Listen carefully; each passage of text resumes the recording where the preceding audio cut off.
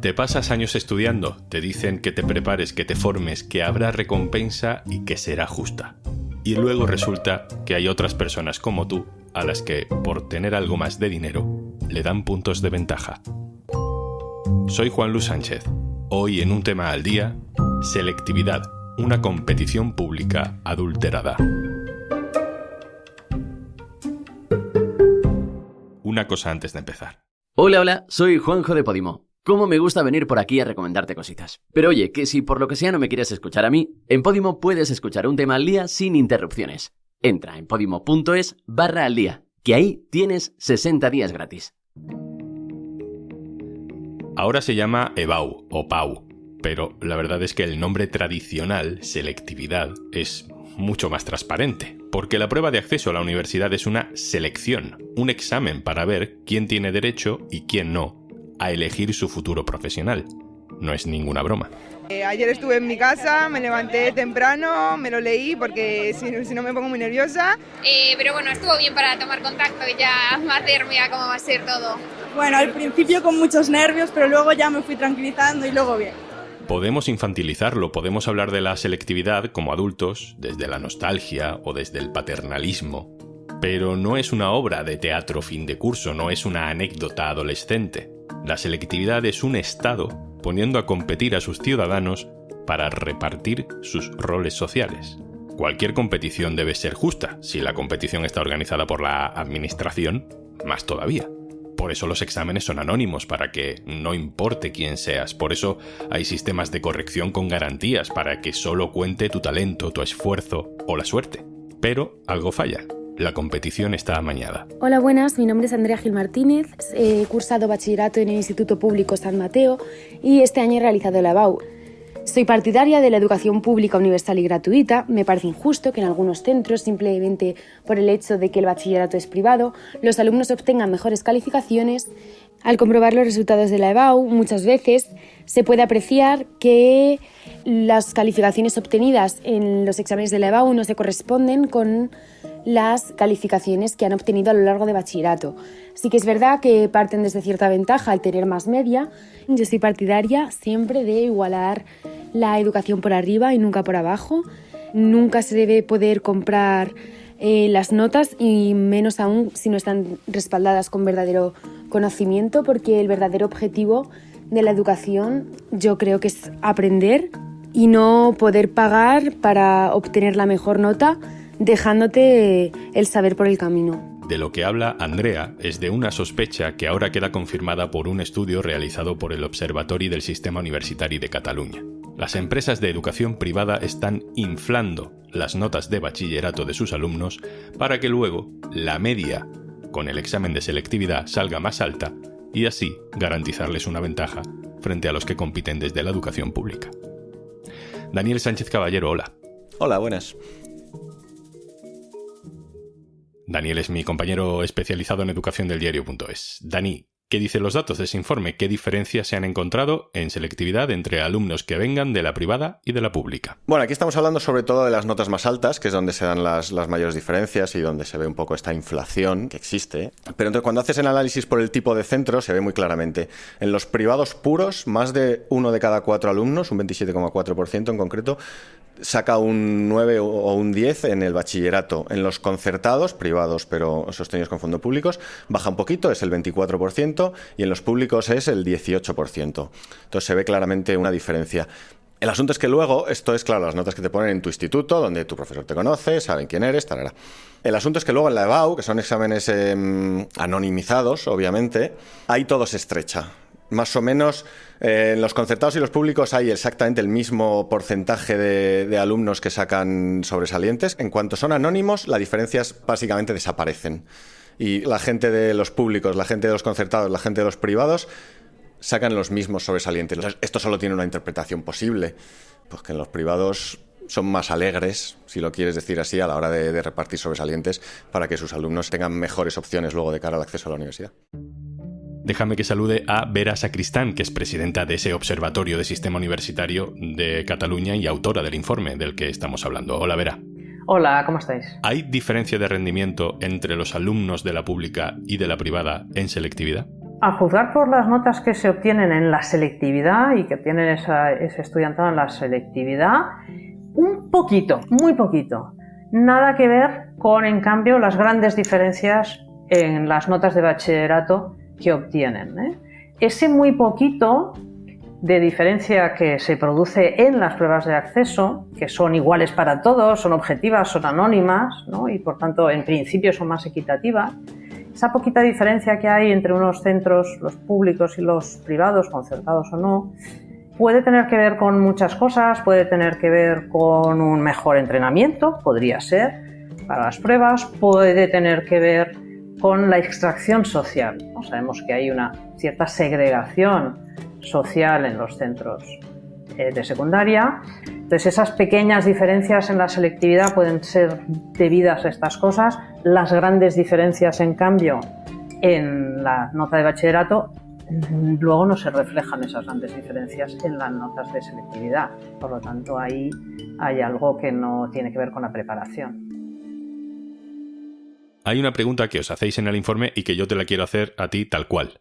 ¿Alguien está hinchando artificialmente las notas de bachillerato en las escuelas privadas? Parece evidente que sí. Cuando tú miras la distribución de notas, ¿qué porcentaje de estudiantes obtiene una nota entre 4 y 5, entre 5 y 6, entre 6 y 7 y así? Tú descubres que en las pruebas de acceso a la universidad, con independencia del tipo de centro del cual provenga el estudiantado, hay pocos estudiantes con notas bajas, luego va creciendo, el máximo de estudiantes se encuentra en las notas entre 6 y 7, entre 7 y 8, y luego ya cae el porcentaje de estudiantes con notas entre 8 y 9 o con notas entre 9 y 10, pues va cayendo, ¿eh? Ocurre en las notas de bachillerato solamente en los centros públicos. En el conjunto de los centros concertados en España, los porcentajes de estudiantes que obtienen notas entre 9 y 10 es prácticamente el mismo que quienes obtienen notas entre 8 y 9 y quienes obtienen notas entre 7 y 8. Y en el caso de los centros privados sin concierto, la cosa es todavía más sorprendente.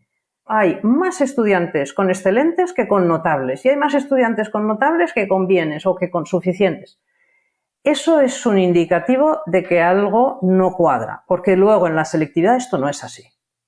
Y por lo tanto, alguien está subiendo artificialmente las notas de bachillerato. La respuesta claramente es que sí. ¿Es este un sistema ético justo y equitativo de hacer selectividad? No es equitativo, no lo es. Y el hecho de que en la nota de acceso a la universidad un 60% de la nota provenga de la nota de bachillerato y que hayamos detectado tales diferencias en estas, indica que tampoco eso es equitativo.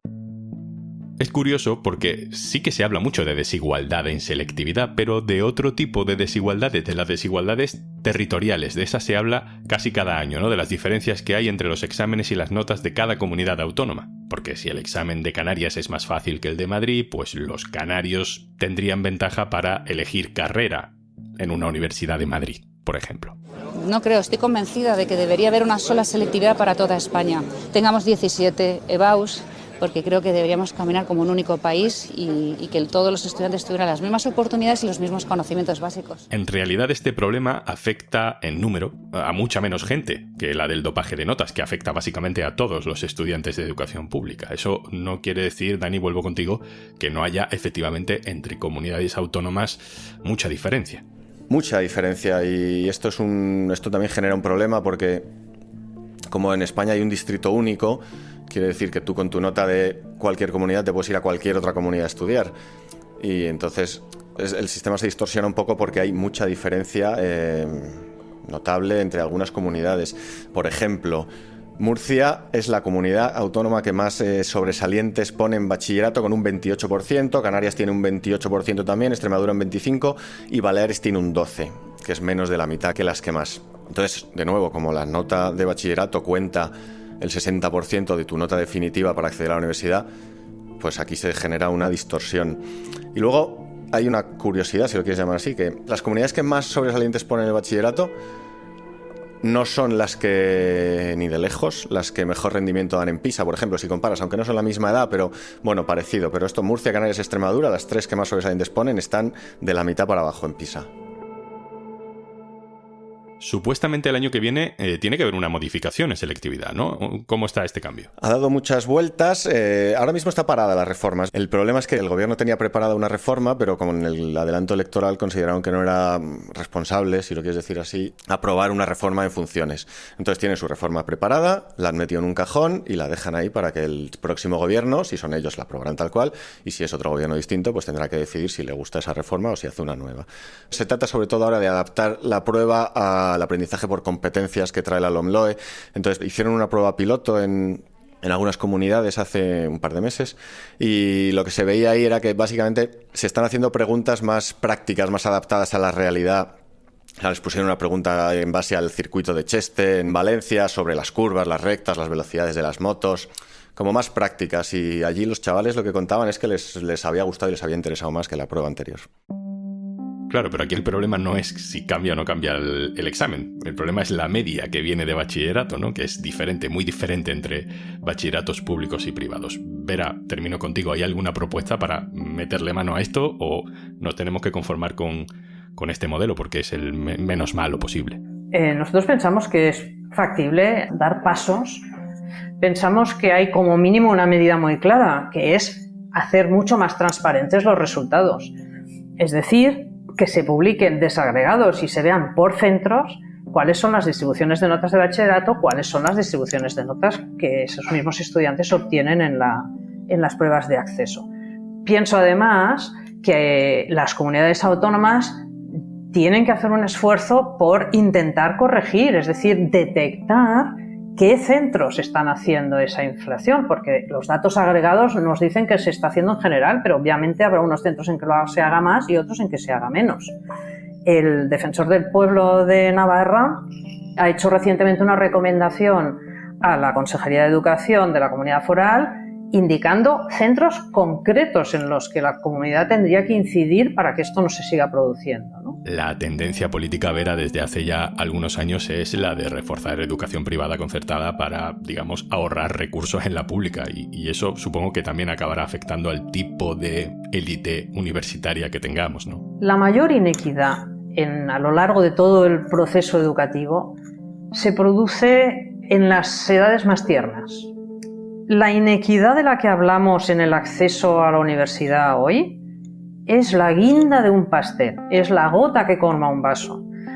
Pero la inequidad empieza mucho antes. Y la inequidad se produce por el origen social, por el contexto. Es decir, no es lo mismo crecer en una familia que lee todos los días, que está interesada por el conocimiento, que tiene mucha información sobre el ámbito educativo, etcétera, que crecer en una familia en la que eres la primera persona que está estudiando más allá de la enseñanza obligatoria. Porque te faltan recursos, te faltan posibilidades, te falta ayuda, te falta soporte. En este contexto es muy importante que el modelo de educación que se plantea sea lo más equitativo posible y por eso hay muchos países, esto es una cosa que en España no se tiene suficientemente presente, en que toda la enseñanza es pública. No hay otra cosa, particularmente la enseñanza obligatoria, porque se considera que esa es la herramienta, digamos, que puede ayudar de forma más equitativa a todo el mundo. La inequidad se va construyendo a lo largo de todo el sistema educativo y que el sistema educativo que tenemos en España, con educación pública, concertada y privada, está generando ciertos niveles de segregación social. Y eso no es bueno para la equidad, sin duda alguna. Vera Sacristán, presidenta del Observatorio del Sistema Universitario. Gracias, un abrazo. Muchísimas gracias a vosotros por vuestro interés. Un abrazo. Daniel Sánchez Caballero, compañero, gracias a ti también. Gracias. Y antes de marcharnos... Porque escuchas podcast de curiosidades con las que luego quedas genial contándolas como si las hubieras descubierto tú. En Podimo, aprende mientras pasas un buen rato. Tienes 60 días gratis en podimo.es/aldía. Esto es Un Tema al Día, el podcast del diario.es. Si te gusta lo que hacemos, necesitamos tu apoyo. Hazte socio, hazte socia en eldiario.es/socio. Este podcast lo producen Carmen Ibáñez, Marcos García Santonja e Izaskun Pérez. El montaje es de Pedro Nogales. Yo soy Juan Luis Sánchez. Mañana, otro tema.